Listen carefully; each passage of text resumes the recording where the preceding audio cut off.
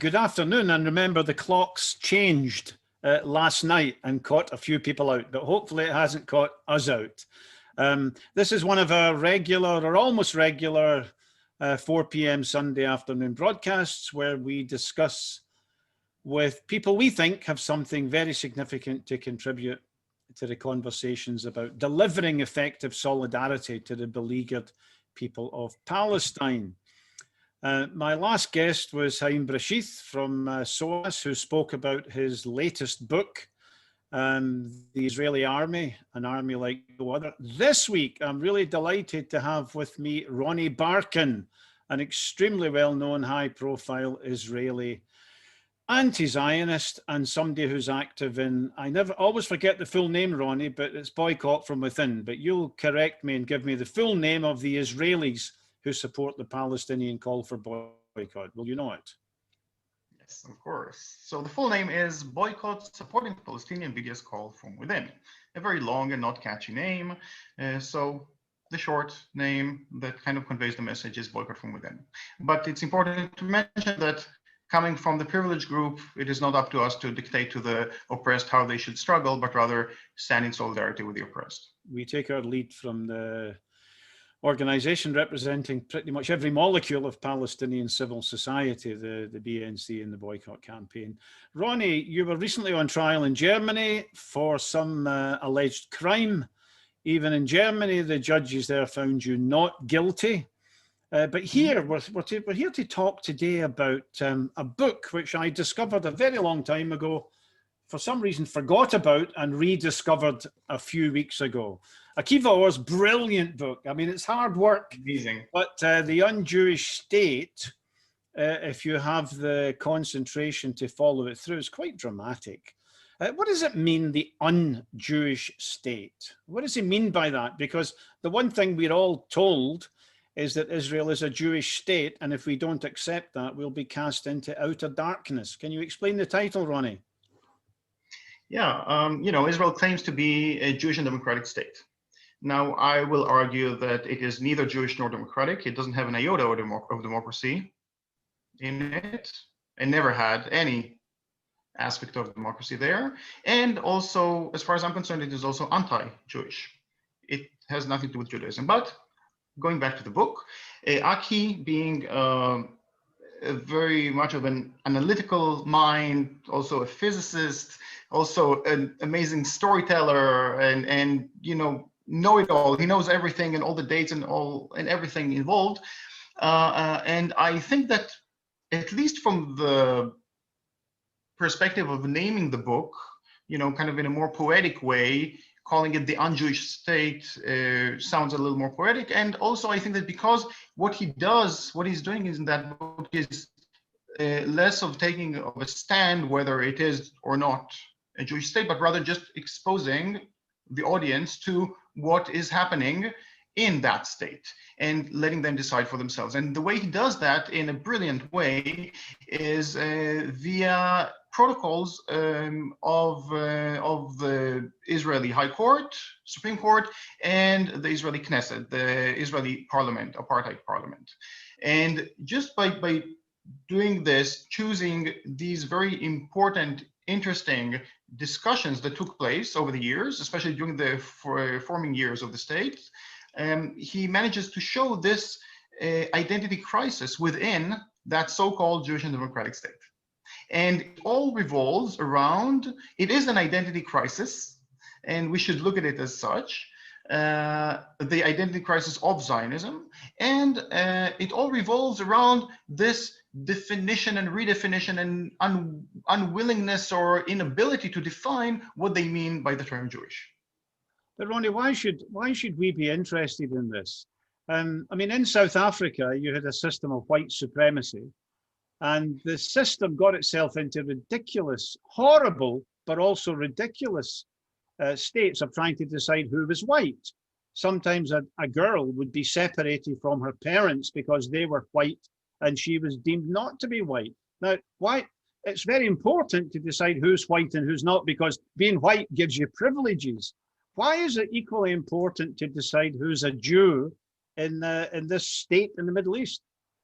So there is the Zionist perspective and there is our perspective, basically, in trying to overcome Zionism, trying to overcome the ethnic supremacist character of the state. And obviously the inherent supremacy and oppression that is involved in maintaining such a supremacist state. Now, so let's start with the kind of unwrapping this whole thing. The state of Israel, the Zionist state, has three characteristics that it maintains for, it registers for the people living there. One is citizenship, the other is nationality, and the third is religion. Citizenship for the citizens of that state would be Israeli.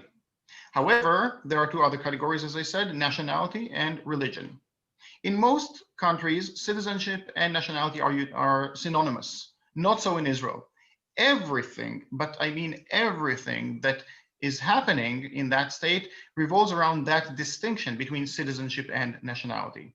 While my citizenship is Israeli, I do not have an Israeli nationality because there is no such thing. There cannot be an Israeli nationality because that would mean that all the citizens of that state have the same status, the same nationality status. And everything that that state does is differentiate between those of the privileged group that I belong to, and my nationality, according to that state, is Jewish, and others, the underprivileged. Ronnie, can you stick with that for a minute? Because what you've said is the denial of Israeli nationality to any Israelis, Jew or Palestinian, is in order to prevent the creeping out of the appearance of the development of some notions of equality. Is that right? Exactly. Now, the way that the Zionists would put it, they would say, we are not like other nations. We are a nation, a Jewish nation, a Jewish state, for the benefit of all Jews worldwide. The entirety of world Jewry are potential citizens of that state. And this is by definition of that state. The only problem is that they cannot define what they mean by Jewish in that statement. And this is where they put themselves in the corner over and over again. Now, basically, they say we are not, this is not only the state of its citizens, and again, they have made sure not to either drive away the indigenous people from their land, or to subjugate them, or to keep them under military control, and all kinds of mechanisms in order not to have to give the full rights to all the people who reside in that land. But other than that, by law, this state affords citizenship, or at least potential citizenship, for all those who will later join it, those that it deems to, those that they refer to as Jewish. Now, so this is one reason why the Zionists would say we're not just like any other state. And this is also a reason why there is no constitution, because they have to, again, a constitution would safeguard certain rights for all the people of that land, all the people regardless of nationality, ethnicity, etc. The Declaration of Independence of that state, which has no legal binding and no legal status whatsoever, says that this is a state for the Jewish people. This is a Jewish state. They do not use the term independent state, they say Jewish state. And then they say, later on, they say that it safeguards equal rights for all people, regardless of, and they say race, sex, and religion. I think they don't mention nationality or ethnicity for a reason. I think our viewers know that it's a pretty horrendous regime. They know that it is brutal and oppressive. But what makes it un-Jewish? I mean, you can be a white supremacist regime. You can have a rough and ready definition of white, and it gets you by most of the time. What makes this supremacist regime, which everybody who looks at it will conclude, what makes it un-Jewish rather than say Jewish? I mean, Franco's was a Catholic regime. It was a Catholic regime. He didn't call it un-Catholic. You know what I mean? Why does Akiva Orr call it un-Jewish, Ronnie? So we have to go back a little bit to where Zionism came from. During the Enlightenment era, there was people basically became more secular, less religious. And this also was very evident with the Jewish community around the world, especially the European Jews. So basically, while let's say in the 18th century, you had the vast majority of people were those who were Jewish, they were practicing religious Jews, almost all of them. Around the 19th century, only 20% of them were practicing religious Jews. Roughly 80% became secular or not religious, non-religious, let's call them. In Western Europe and in Eastern Europe as well? Yes, in Europe, yes, in Europe. We're talking about European Jewry. Now, it is true that, for example, Mizrahi Jews, the ones in Arab states, they remained much more religious than those in those European countries. Now, for religious people who carried on with their religious practice, there is no question of identity. What is their identity? They are Jews, and their Jewishness is basically expressed in their religious practice. There are 613 different mitzvot, different rules that they have to abide by, and they touch on every aspect of life. Basically, anyone who practices these rules, anyone in which are implemented in everyday life, is Jewish, and vice versa. For those who came out of Jewish religion, either they became secular, they became totally not religious and not interested in that, and became kind of more universalist, let's say Marxists and others, or they may have become non-religious or secular, but still maintained, let's say, a nationalist agenda. And then among them, you had those who their nationalism was the nationalism of that state, but there were also those whose nationalism was what they refer to as Jewish nationalism. Jewish nationalism is a creation of Zionism. Zionism equals Jewish nationalism. Sorry, Ronnie, when you said first of all a nationalist agenda, you meant German or English or French or something, yeah? Yes. Okay, sorry. Yes. Yes, it doesn't have to be ultra-nationalist. It's just, there was this around the world, there was this rise of nationalism, different types of nationalism, and also among the community of Jews in Europe. If you want, Akiva differentiates between, he says that, okay, there were those who were nationalists, and then with having a nationalist agenda, there were those like the Bund, for example, who were still, who were talking about giving a nationalist agenda, but it had a universal aspect to it. They were talking about how to basically better the place that they were living in among the others, among the rest of the community. Ronnie, Ronnie, please take a minute or two to tell viewers about the Bund. A lot of people know, but a lot of people don't know about this massive Jewish radical labor movement in Eastern Europe. It's so dramatic, and its extermination by the Nazis is so bitterly tragic. But people need to know that they eclipsed the Zionists, did they not, in Poland and Russia and elsewhere? Absolutely. The Bundist movement was very popular in Eastern Europe, and they were far more popular than the Zionists. The Bundists, they had more of a universalist nature, and as you said, like workers, a class, speaking the class discourse, etc. And they said, yes, there is, for example, anti-Semitism in the places where they were living, and they were asking, how do we overcome this anti-Semitism, as we should overcome all other forms of racism, by joining forces, by working together with other like-minded people. Okay, and they were not Zionist in any way. And then at the same time, there was also the emergence of the Zionist movement, and the Zionists basically said, yes, there is anti-Semitism around, and they basically adopted the discourse of anti-Semitism. They said, the anti-Semites said that these people who they refer as Jewish They don't have a place there in these countries, in these European countries. And the Zionists, they adopted this discourse and they said, yes, we don't have a place here. We need to have a place for us and only for us. We need to have a place of ourselves. We cannot live among the others. And this is basically the Zionists, you could say that they are defined not, they don't have some intrinsic characteristic or intrinsic identity, but rather they are being defined from the outside by those who hate them, those who speak badly against them.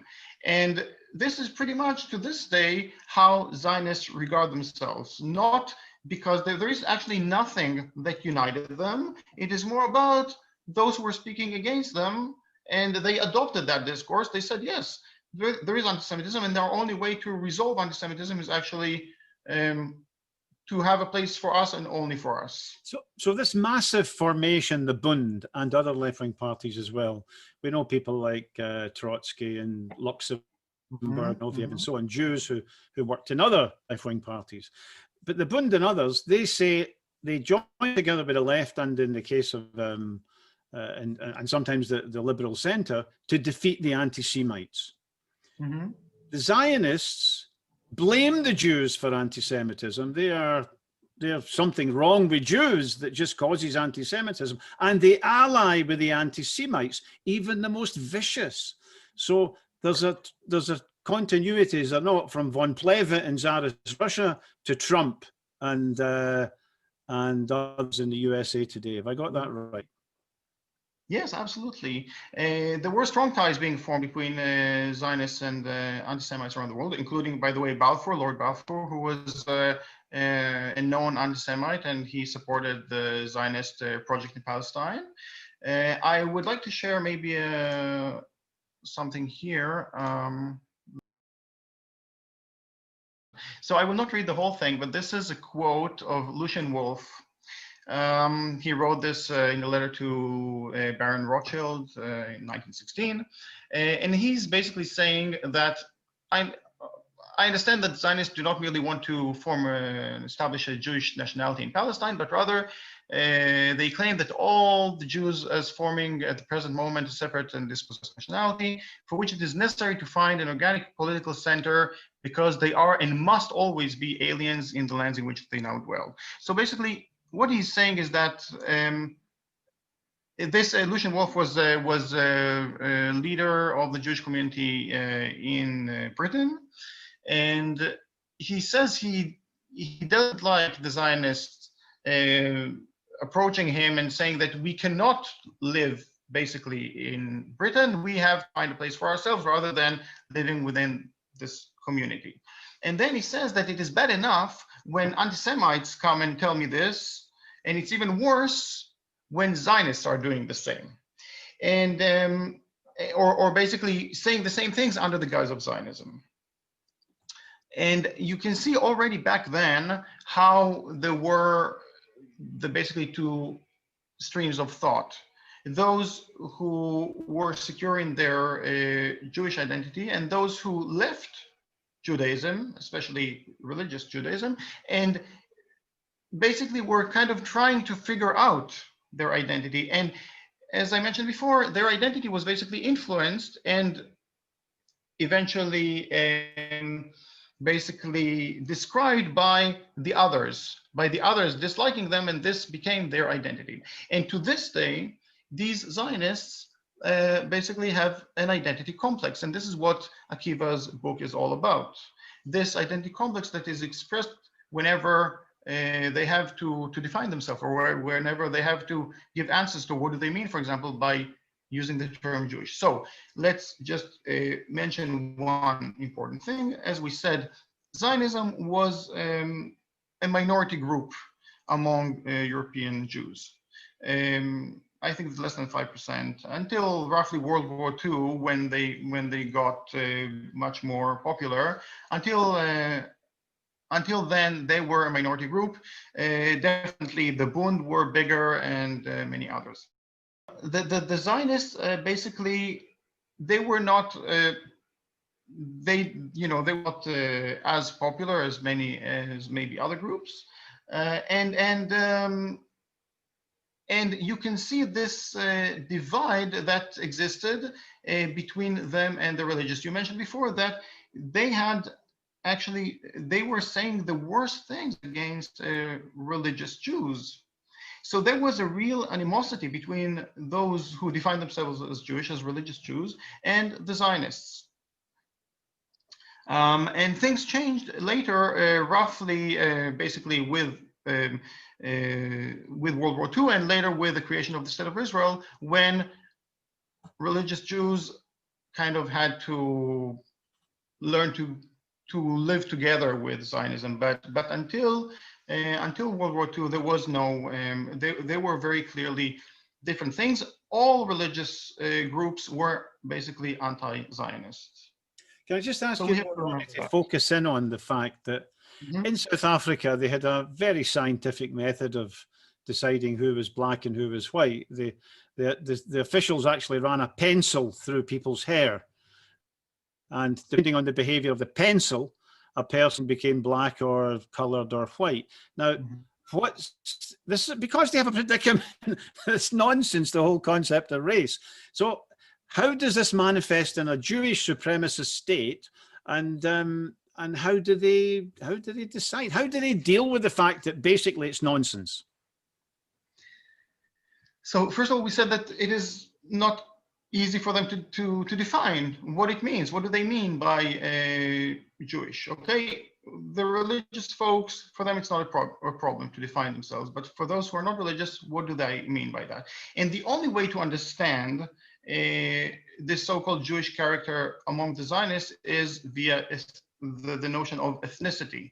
It is not about religion, it is about ethnicity.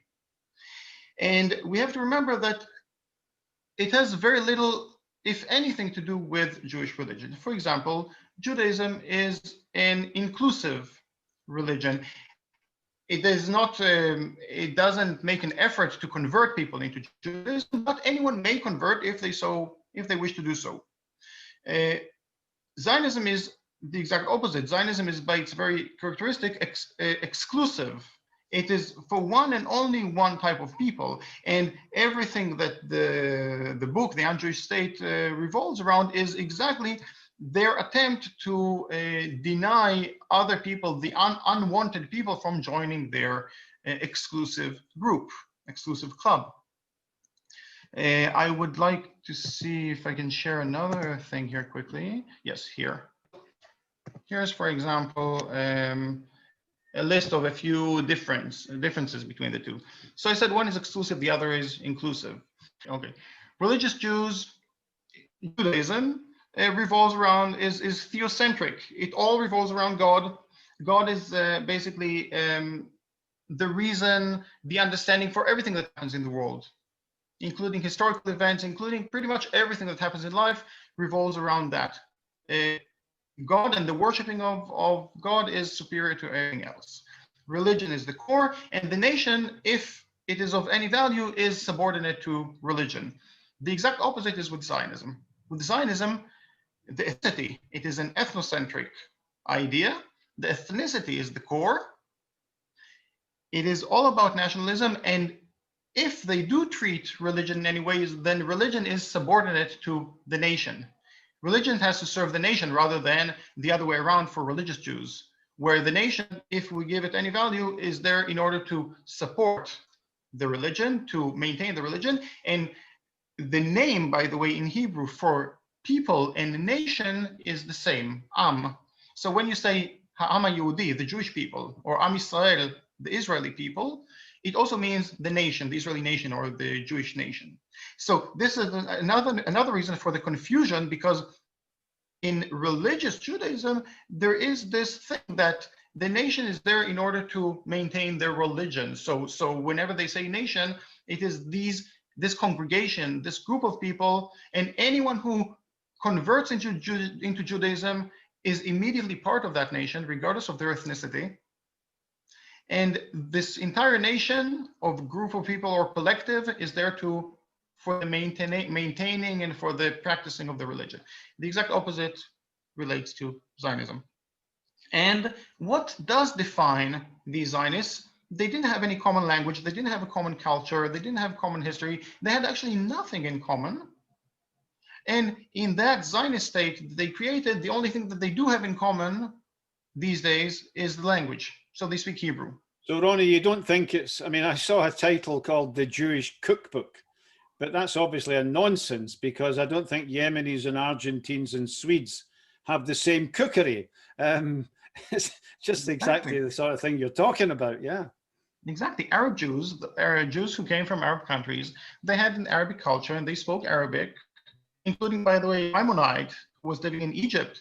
He was writing the holy, the books interpreting the Holy Scriptures. He was writing them in Arabic. And obviously, those people coming from Arab countries, they were cooking Arabic, cooking, etc. So you know, whatever was of that region, and their clothing was of that region, etc. Maybe they had their special religious apparel, etc. But they were clearly very distinct from the I don't know, the Polish Jews or the German Jews, etc. You could say that there was nothing united them other than the practicing of the mitzvot, the practicing of the religion. You mean Jews in the Middle East didn't wear big fur cartwheels? No, they didn't. It doesn't quite fit, does it? Sorry. Yeah. Ronnie, you have to tell the story of Oswald Rufeisen. I found it engrossing, and I've been talking to other people about it nonstop. It encapsulates a major problem, doesn't it, for the Zionists? Can you tell the story, Ronnie, and the issue that's at stake? Now, there were several cases where the term Jewish in the law, in the Israeli law book, was challenged. The term Jewish, or the term Jew, exists in 3 laws. The very first law that was legislated in Israel is the law of return. The law that says that any Jew from anywhere around the world may arrive into that state and get immediate citizenship. And this only applies to those people which are defined as Jewish, only that this term is not defined in any way. So that is one law. Another law is the law of the registration law, where basically any newborn which is being born in that state or born to parents who are Israeli citizens is being registered, and there is this notion of that the term Jewish is written there as well. And finally, there is the issue of marriage and divorce. Other than the first 2 that I mentioned, marriage and divorce, there is also the term Jewish in that law, but this is being handled in a different way, because for marriage and divorce, the only way to get married in Israel, in the Zionist state, is via religious marriage, religious wedding. So basically this ensures that Jews are marrying Jews, Muslims are marrying Muslims, Christians are marrying Christians, etc. If people want to get married, to have a mixed marriage, then they would have to go abroad to Cyprus, for example, get married there, get the certificate. It will be acknowledged in the state of Israel, but you could not have a civil wedding in Israel. Now, there was this whole issue of mixed marriages is a crazy discussion that took place before and especially after the story of Brother Daniel, Oswald Rufeisen. But we have to remember that maybe I would like to before we go to the story of Rufeisen, I would like to give this idea about mixed marriages just for the audience to understand what we're dealing with here. In the meantime, so basically, so I said that there are 3 laws that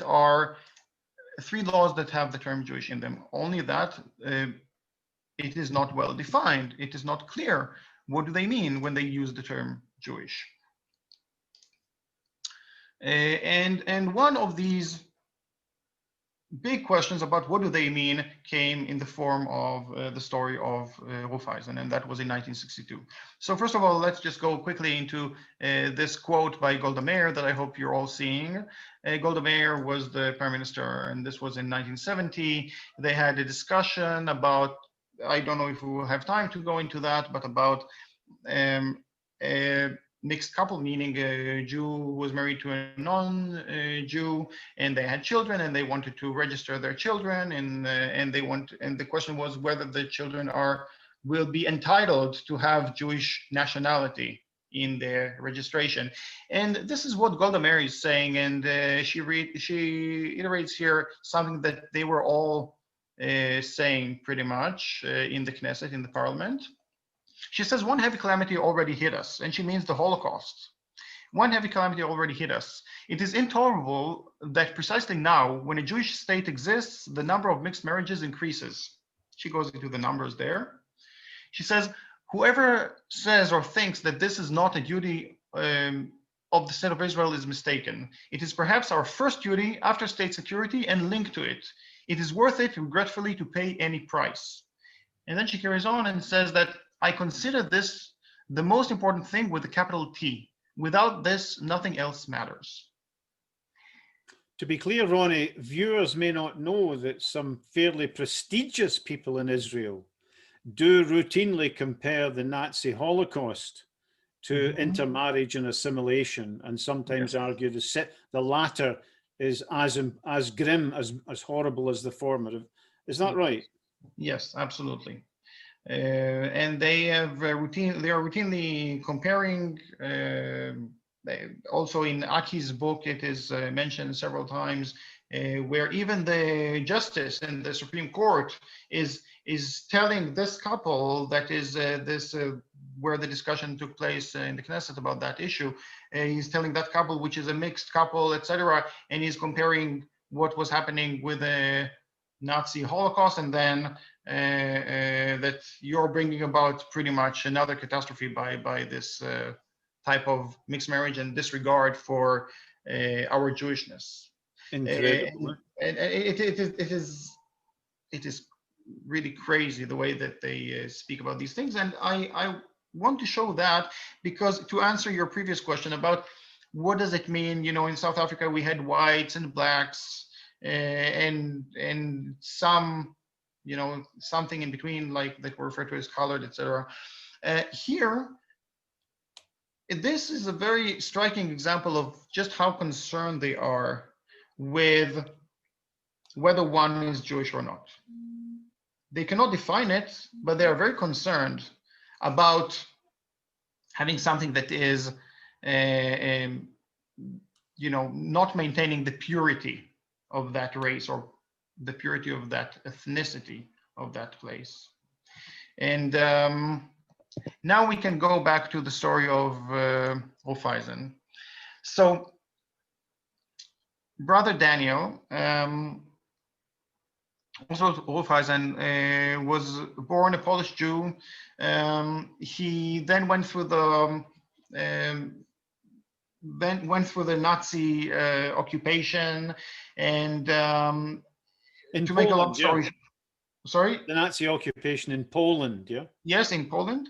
To make a long story short, he managed to, with a false certificate, he managed to show that he was supposedly Christian, and they took him on board as a translator. The Nazis took him as a translator. And he was translating different things, German, Polish, etc. He was also secretly helping out many Jews. He was smuggling them out into the woods. He told them when there was the attempt to liquidate the ghetto, he actually told them, the Jewish community, ahead of time of that plan, and saved at least 150 people. By doing so, he transferred his smuggled weapons to those Jews fighting the Nazis, etc. So a heroic figure, yeah. He was definitely a heroic figure. Heroic figure. At some point, actually, one of from the Jewish community actually snitched, kind of told the Nazis about his real, true identity of Raiffeisen, and then the Nazis asked him, "Really? What do you mean? What is this all about?" And he said, yes, I'm Jewish. You never asked me before. And he said it very proudly. And when they asked why did you do this? He said, he was totally unapologetic about it. He was very brave, and he knew that he was doing the right thing. He was totally unapologetic about working actually to save as many Jews as possible. And then they sentenced him to death. In one way or another, he managed to escape that, and then he fled to the forest. Again, this is a long story. Making a long story short. No, but it's worth telling it. He joined the partisans after narrowly escaping being shot, and then they were going to shoot him. Yes, they were going to shoot him, and then they were about to. Basically, they realized that he was. They asked him, "What did you do?" He said what he did, that he was working with basically with the Nazis. But I mean, he was definitely helping out the Jews. He was not carrying out any of the Nazi actions there, and they basically sentenced him to death again. And then there was, by chance, one of the people that he actually managed to save saw this incident, and then he said, "What do you think you're doing? What are you doing? This person saved my life." And then they untied him, and he was saved once again. It's an amazing story, isn't it? But in between, yeah, after he fled the first time, he actually sought refuge in. He went to the forest, etc., and then he sought refuge in a monastery. The nuns there basically gave him a place to stay, hid him. And he stayed there for a few months, for about 6 months, if I'm not mistaken, maybe longer. The only thing that he had there, they would give him food, they bring him food, but he was all on his own. And the only book that he had was the New Testament. He read it, he liked it, he was convinced, Jesus convinced him. So he decided to convert to Christianity. Then he converted and left the monastery because he didn't want to give any trouble to the nuns there. And then there was the whole ordeal with the other people who wanted to execute him, etc. All of this ended, the war ended, and then... But sorry, he joined the Red Army and he fought his way to Berlin, yeah? Absolutely, yes. I mean, if that happened to me, I'd be dining out on it forever.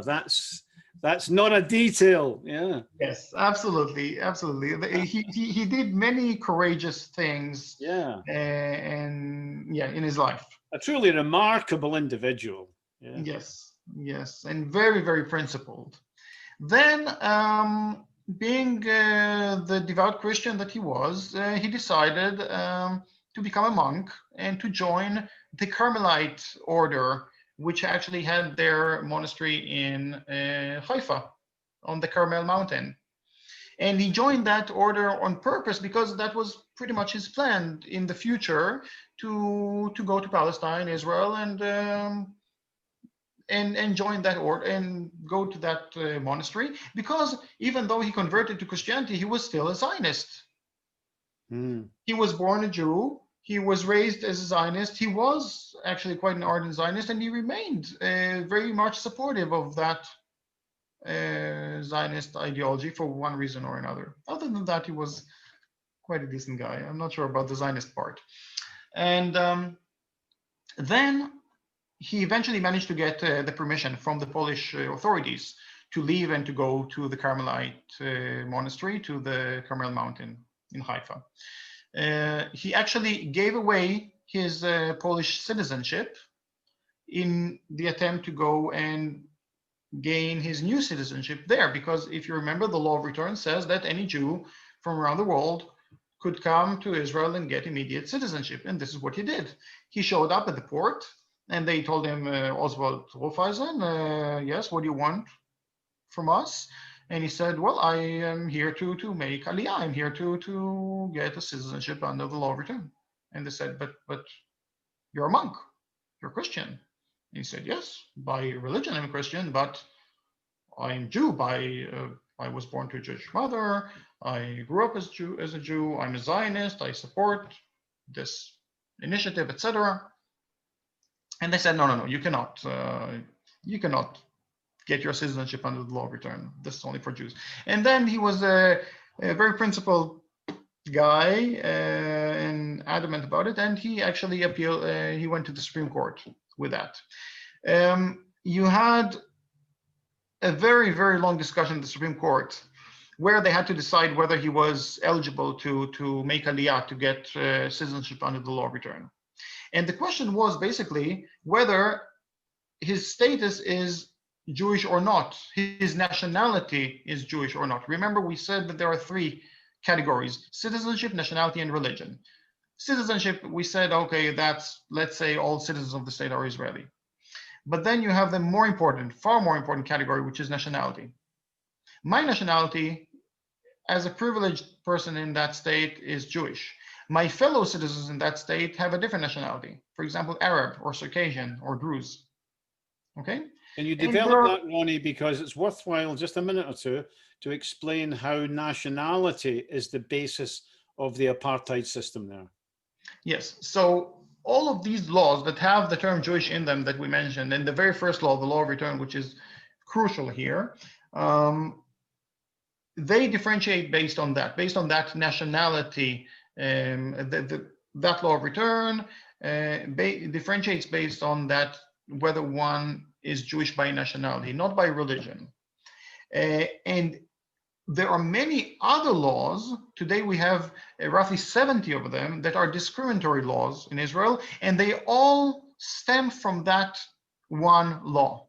So basically, rather than being explicitly racist, rather than saying we are giving certain rights to certain people because they're Jewish, they say anyone who is eligible under the law of return is also entitled to this and that. And this is how the state of Israel today discriminates between those that it deems as the wanted people, the privileged group, and the unwanted others. They are all citizens of the state, but they are clearly not equal citizens. And Adala has on Adala's website, adala.org, they have the database of all these different discriminatory laws in Israel today. And they all stem from these few laws, especially that law of return that we're talking about now. So that law of return differentiates based on nationality. We said there is citizenship, there is nationality, and there is also the category of religion. Some people may have, for example, citizenship Israeli, nationality Jewish, and religion, no religion.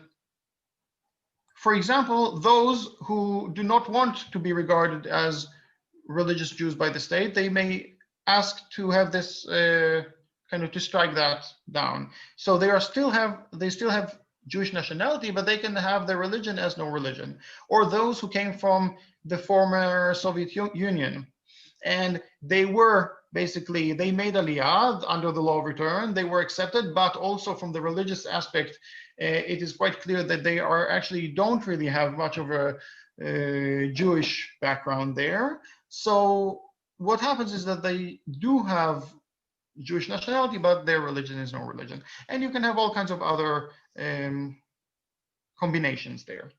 So Rufeisen asked to be acknowledged as Jewish by nationality so that he can get citizenship. The court had a very long discussion, over a year of discussion. All 11 judges of the Supreme Court had to discuss this thing. And basically, they were saying, okay, by religion, if we go according to the religious criteria, yes, indeed, Rufeisen is Jewish, because under the religious criteria, someone who is Jewish, even if they convert, they are still regarded as Jewish. I mean, that makes perfect sense religiously and historically, because of the Inquisition and other massive pressure and torture brought to bear upon Jews to become apostates. So right. So they had to hide their real religion. So he would have been okay according to religious criteria. He's a Jew. Absolutely, according to religious criteria, he's a Jew. Maybe a bad Jew because he converted, but he is still regarded as Jewish. And there is even a term for that, meshumad. But this is the way it works. If his mother was Jewish, or if he converted into Judaism, he would be regarded as Jewish. In that case, his mother is Jewish. He was born a Jew. He grew up as a Jew, and therefore, whether he likes it or not, according to Jewish religion, he's a Jew. it doesn't mean that Jewish religion differentiates between people. It just, I mean, it doesn't mean that it gives privileges. It does differentiate, but it doesn't mean that it gives privileges to one group over another. But this is the way that Jewish religion deals with that. I'm not here to defend it or condemn it. I really don't care one way or another. Now, according to the other criteria, the Zionist criteria, that is a whole other issue, whether Rufeisen is a Jew, because basically he was born a Jew, but do the Zionists want him to make Aliyah? Do they see him as belonging to them? Is he part of them? Not necessarily, not at all, actually, according to them. And these judges, they said, after there were very long discussions, and in the book, all of these, you know, there are the protocols from the court, and basically they say, yes, according to religious criteria, he should be regarded as Jewish. But we are a secular state, and we have our secular criteria. And then they say we have our secular criteria, and then they say that he cannot be regarded as Jewish by religion because he converted. Remember that their whole argument, their secular argument, quote unquote, is that he was Jewish and he converted to Christianity, and therefore he cannot be regarded as having Jewish nationality anymore. But that is actually not a secular argument. That is a religious argument. He converted, he left the religion, he converted to another religion, therefore he cannot be regarded. And this is kind of this self-contradictory arguments that they keep on giving there. And if you follow it in detail, the top of your head might blow off. But that's the sort of contortions that the state has to go through to have a definition for a privileged group over the people who are not part of that privileged group. It comes back it's less scientific than the pencil in the hair, for that matter. Yes. There is absolutely no logic involved here, and you cannot rationalize it. And you know, they say one thing and then they say the other, and they try to use so many words just to cover it up because they have no way to actually. Well, the apartheid state, Ronnie, had this notion of races. There are different races, and if you have a system where the races are kept separate, that's a political system, but reality doesn't map onto that. You have Jewish supremacy in the state of Israel and Palestine. There's no pencil test, but it has to become a little bit crazy, doesn't it? Because you have to define the limits of the privileged group. Absolutely, absolutely. Now, I'd like to show you something, how Israeli Jews regard religion, Jewish religion. So what is their perception of Jewishness? And I wrote Jewishness and not Judaism on purpose. This is from a Pew research that I found from, I think, 2015 or so. And on the left side, you can see that Haredim are the ultra-Orthodox, okay? The Haredim, the ultra-Orthodox, for them, being Jewish is being religious. Their religion is what defines them as Jewish. Nothing else. Nothing else. Nothing else. They don't care about anything else, or they hardly care about other things. And then when you go, as you go down, then you have Dati, which is religious, and then you have Masorti, which is kind of I don't know, semi-religious, let's call it, culturally religious or whatever, and then Chiloni, which is secular. And the less religious people become, the more their Jewishness, because they all define themselves as Jewish, the more their Jewishness is not about religion, but about their ancestry and their culture. And this, in numbers, basically shows you the rift that exists today and existed since the foundation of the State of Israel between those who are religious and those who are ethnic Jews, religious Jews versus ethnic, what I call ethnic Jews. And they cannot arrive at an agreement. And even though the religious folks, they are the minority in government or in the parliament, etc., they are the ones who always basically have the final word, because they are not dependent on the others. They are not dependent on unity, or they don't even regard much the others as worthy. The others are sinners, etc. As far as they are concerned, they're concerned. The religious folks are concerned about their religious practice, etc., and that's what they care about. The others are dependent on the entirety of the Jewish nation and the purity of that Jewish nation, that we don't let anyone from the outside disturb our ethnic purity, and on and on.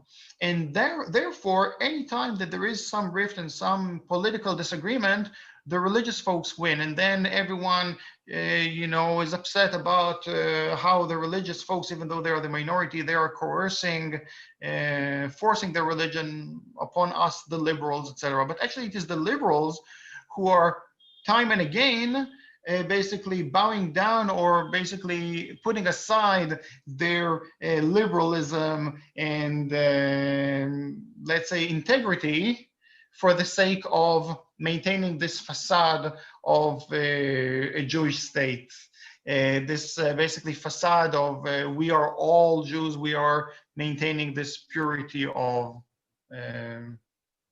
ethnic purity, etc. Ronnie, I'm going to tell you a story on air, which I don't usually tell, because maybe even you won't believe me. But before I was banned from Israel, 10-year ban in the passport and so on, I went there on one occasion, and what you witness makes you pretty angry. Are you still there? Yes, I am. It makes you pretty angry, and I was raging on one occasion when I got back to leave to Tel Aviv airport, and I was absolutely raging. And you go through the usual security, and I went through, and then I was waiting in the departure lounge, and a young woman came up to me from, a young blonde woman, very secular, from Tourism Israel, and said, "Sir, would you mind filling in a questionnaire about your visit to Israel?" And I said, "Right, sit down," right? And she sat down, and I filled it in, and I told her I'd seen scenes of, terrible cruelty, sadism by soldiers and so on. And she said, "Oh, my boyfriend's a soldier. This is not possible." And I was very angry, very quiet, very calm. I came back again 2 or 3 times, and she was in some difficulty because I was quite calm and collected. And she was in trouble, this young woman, about trying to defend what was going on. And I kid you not, and I don't care what viewers here say, I'm going to tell you because it happened. As she's so frustrated, and I'm talking about Zionism and Jewish supremacy and so on, some very Orthodox Jews walked past, just a family, big hat and so on. And this young woman, American accent, very secular, she said, "You know what the problem is?" She said, "It's the fucking Jews." And she pointed at these guys walking past in the airport. I don't expect you to believe me, but that's what happened. I mean, she was actually, her hostility towards these secular Jews, to these religious Jews, was absolutely astounding. Can you comment on that? Yes, I will tell people why they should believe me when I tell that story. I will actually say that the only thing that maintains the state of Israel intact, it is not totally intact, and hopefully, we will see the demise of that Zionist entity, but so far, the only thing that maintains it intact is that they have someone else to blame. They have the external enemy, which are the Palestinians. And obviously, the anti-Semites, they like to call everyone an anti-Semite, and that kind of reinforces their own, as I said, identity, because they have no other type of identity other than, fueling this, something that gives them some sort of legitimacy. So they need to have some external enemy, but they also have the internal enemy, which are the religious Jews, the ultra-Orthodox Jews. And I mentioned before that traditionally, historically, the ultra-Orthodox were all anti-Zionist, all of them. And they saw Zionism as the greatest threat to Judaism, to their religion, to their Judaism, their practice. And it is true, and the way I see it is that Zionism is basically a competing religion, quote unquote, to Judaism. And Zionists, in a way, are trying to convert people, Jews, from Judaism into Zionism. And it's not just me saying that. We actually have proof. We have quite a lot of evidence showing how the Zionists who went to bring in people, especially from the Arab countries, where the Arab Jews there were more religious, actually, than those who became secularized in Europe, they actually conditioned, they said, kids, do you want to come to the Holy Land? And all the kids were very happy about that. Yes, yes, of course. They dreamt about the Holy Land, they heard about it, etc. They were yearning to go there. And then these Zionist emissaries, they said, okay, but first there are certain conditions. First, you have to take all your religious paraphernalia and so on, and they held a big bonfire, and you have to throw these into the fire. And there's proof of what I was just telling you, and it's not just this anecdotal thing. They were basically trying as much as they could to drive people away from Judaism and into Zionism. Mm-hmm. And what is the best mechanism to do that, by the way? That is the Israeli army. The Israeli army is exactly, first of all, it also takes away the individualism from a person and makes them into this kind of brainless, soldier that basically regurgitates the same things and doesn't think for themselves. And I met such soldiers in different demonstrations where they told me, maybe after I leave the army, maybe I will actually be on your side of the demonstrators, but now I don't want to think about it. And this is kind of what the military does to people. And the other thing that it does, it creates this kind of something. Again, they're trying to create their identity. What is a better way to create an identity than having this mechanism that you go through? You have different humans going into one, through this mechanism, and on the other hand, you have these robots, these Zionist robots. And especially so, this is effective, those of the religious group, of the ultra-Orthodox group that are going into the army, and then they also become more Zionist, less religious, etc. So this is how it works. Ronnie, we're getting to the top of the hour. I've got two intriguing questions for you. Is it true, from Jan Ralske, is it true that the state of Israel still recognizes DNA tests to certify Jewishness for the purposes of marriage? And secondly, less crazy, although I'm sure you could convince me the first one's true, but the second more serious one is the ethno-religious character of the state, asks Khalid Mohammed, is being copied by European nativists and extreme right-wingers. Can you discuss that? Is that a coincidence? Can you reply to those two, Ronnie, and make some concluding remarks? Yeah. We'll finish up. About DNA, even though first of all, yes, there were certain cases where people had to make DNA tests, or they were told that they would have to take DNA tests in order to prove their Jewishness, which is very bothering. Is there any Catholic DNA, or is there any Protestant DNA? What the hell is going on?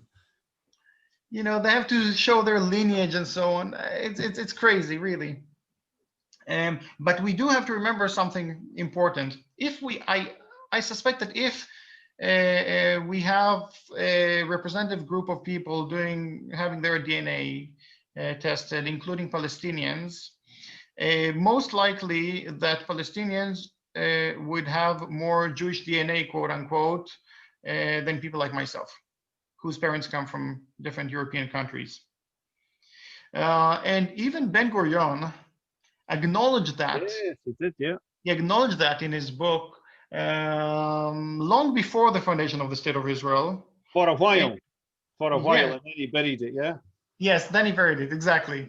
But he said, I think that the exact words were of Ben-Gurion was that there is a lot of Jewish blood running in the veins of these locals.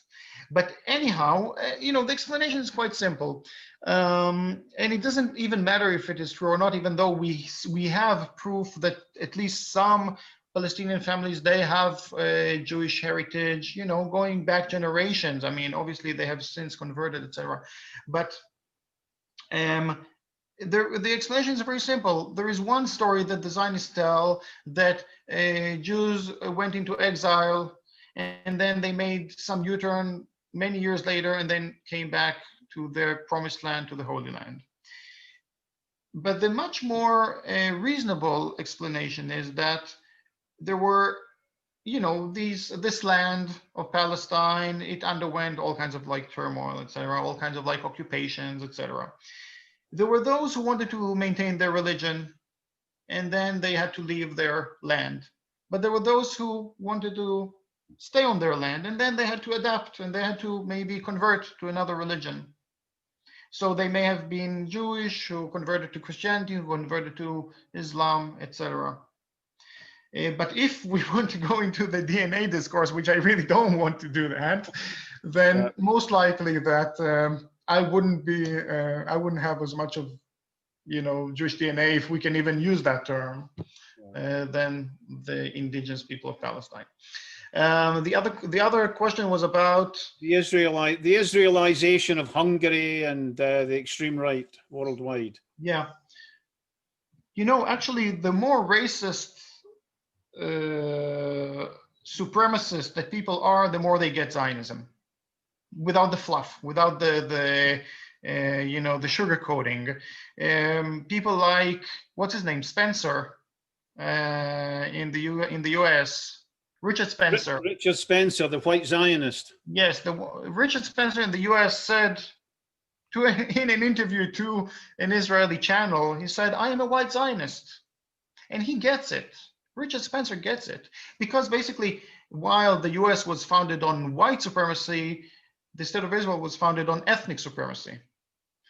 By the way, the KKK was a leading force in the U.S. at the time. I mean, nowadays it is less so. I mean, maybe with Trump a little, it is getting a boost, but basically, it was very, very much almost mainstream, okay? And definitely we know about white supremacy in the US and slavery and on, and we know how basically white supremacy hasn't been abolished in the US. It was just transformed, and now it manifests itself in different ways. But they do have a constitution that supposedly safeguards equal rights for all the citizens of that state, or even all the residents of that state. They still have a lot of work to do there. In Israel, we have the exact opposite situation. It is a state that is founded on not white supremacy, on ethnic supremacy, using the term that they use and abuse the term Jewish in order to justify, or in order to identify who belongs to that supremacist group. It is founded on ethnic supremacy. It is all built around that. All the laws are built around that. As I mentioned, there are 3 laws that are explicitly racist, etc., and there are many more laws that are implicitly so. You cannot even get elected to the parliament if you work to democratize that place, because any representative party and any representative who wants to get elected can only run for elections if they acknowledge Israel as a Jewish and democratic state. If they deny the Jewish and democratic state, the Jewish and democratic character of that state, and as I said, it is neither Jewish nor democratic, it is racist and apartheid, not Jewish and democratic.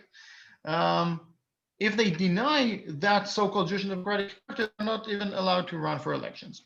So, and there's many other examples that I can give you about how basically supremacy is at the heart of it. Ronnie, now people who are, yes. I'm just going to break my... People like Richard... Sorry, after you. Yes.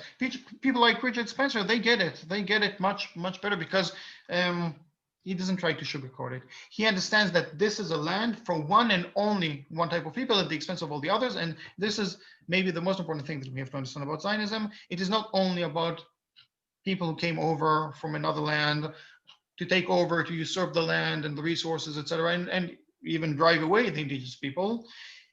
Inherent to that Zionist thinking, and definitely inherent to the Zionist thinking as it was implemented in 1948 and ever since, what is happening ever since, is that notion of exclusivity. that this is Yeah. a land for Final only one question, type Ronnie. of people. Sorry, final question, Ronnie. Christopher Ben-Kushka from Germany. The Zionists throw around the term Israel-related anti-Semitism. This treats all Jews worldwide as one entity, and they identify them with the murderous state of Israel. Isn't that Israel-related anti-Semitism? Could you comment on that, Ronnie? Even if we just look at the situation of Jews worldwide, we can see that Israel is not safeguarding Jews. It is not. It is not there to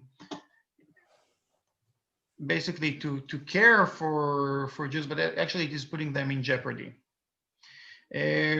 And this goes all the way back to actually the Holocaust, when actually the Zionists were very selective about those that they were willing to save. They were actively denying boats from fleeing Germany and other places to the US because they said, no, it is basically, they used the term, they used the sentence, to Palestine or to hell. They didn't want people, refugees, to flee, to find safe haven in any other place other than Palestine, because they had this ideological nationalistic project that they were interested in. And this is what it was about. And to this day, basically, the state of Israel is the one that basically places other Jews in jeopardy, exactly by conflating Judaism and Zionism. As I tried to explain here, there is no connection between Judaism and Zionism, but by the state of Israel claiming to represent all Jews around the world — by the way, the majority of Jews do not live in Israel, they live abroad — by claiming to represent all of world Jewry, and by people seeing what the state of Israel is all about, that it is supremacist, that it is in violation of international law, that it is a criminal apartheid state, possibly even a genocidal state, and so on. The fact that people see that and their gut reaction tells them that we shouldn't support that type of state, but that state claims to be Jewish, claims to represent all Jews around the world, that in itself places Jews in jeopardy. Another thing that I would like to say is that by the fact that representatives of the state of Israel conflate Judaism and Zionism, when they say that if you're critical of their criminal enterprise, the Zionist enterprise, you must also be anti-Semitic, that in itself is the most anti-Semitic thing that you can say, because basically what they are saying is that all Jews are a monolithic group, and anyone who is Jewish, necessarily, because of their DNA or Jewishness, religion, or whatever, in the broad sense, any Jew around the world must support that criminal enterprise, the Zionist enterprise. And that is the, when you say all Jews are something, especially if you say all Jews are racists, supremacists, criminals, that is a very racist thing to say. So we should reject it in its entirety. Ronnie Barkan, it's a real pleasure. Thank you for joining us this afternoon. Keep up the good work. Germany, it's not so easy. Here, it's relatively much easier. But even here, how many people know that the United European Jews a couple of years ago sent a very warm letter, last year, to Jeremy Corbyn? But they were the wrong kind of Jews. They never got much publicity here. So the question of who's a Jew is a big issue in Israel to maintain supremacy, ethnic supremacy, as Ronnie points out. It's a big issue here to maintain the rights to free speech, because the wrong kind of Jews are denounced and vilified. And it seems that the only right kind of Jews are those who support the state of Israel, at least in terms of our government and the BBC. Friends, we're coming up to Christmas. Scottish Palestine, and I'm sorry, it's not so early, that's in the shops. We're coming up to Christmas, and you might want to think about gifts for your friends. We've got a whole bunch of these books very cheaply from the publisher. State of Terror by Tom Suarez. It's a brilliantly researched book. Send us a tenner and we'll get it to you anywhere in the UK. The other one we've got a large number of is a great oral history, Palestinian Stories, The Last Earth by Ramsey Baroud. Warmly recommended. Get in touch and we will give you something to put in the stocking of really care for human rights. Friends, next, on the 27th, what's today's date? The 24th, yeah? What's today's date, everybody? 25th. Today, 25th, thank you. I kind of knew that, but I wasn't sure. On Tuesday, there's another webinar from Stop the JNF. I've got a link up with Jerusalem with a whole range of speakers, 6 p.m. on Tuesday. The Jewish National Fund, the racist organization, was organizing to expel the Sumarin family from their home in Jerusalem. There's recent developments, but the JNF continues to be a key part of the ethnic cleansing of the Palestinians in Jerusalem and elsewhere. Join us at 6 o'clock. Join Stop the JNF campaign, which Scottish PC is a component of. Details are up here on the chat box.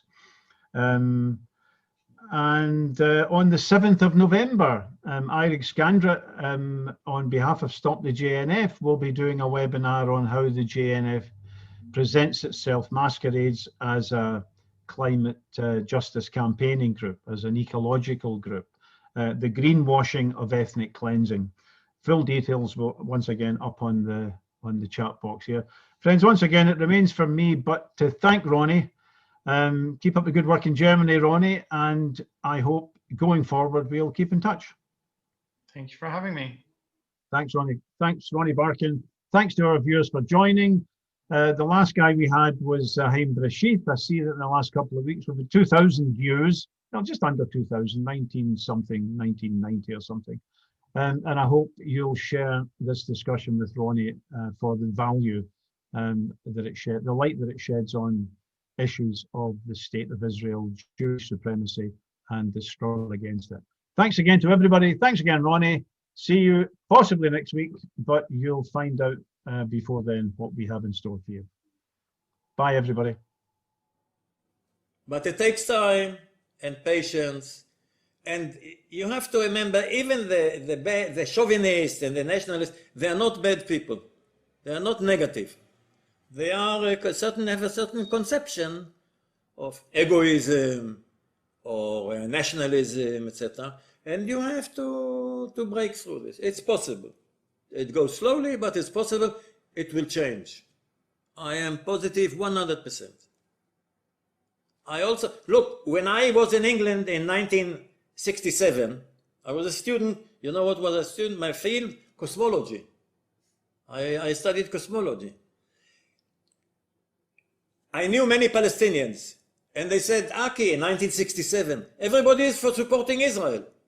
In 1967, the world supported Israel.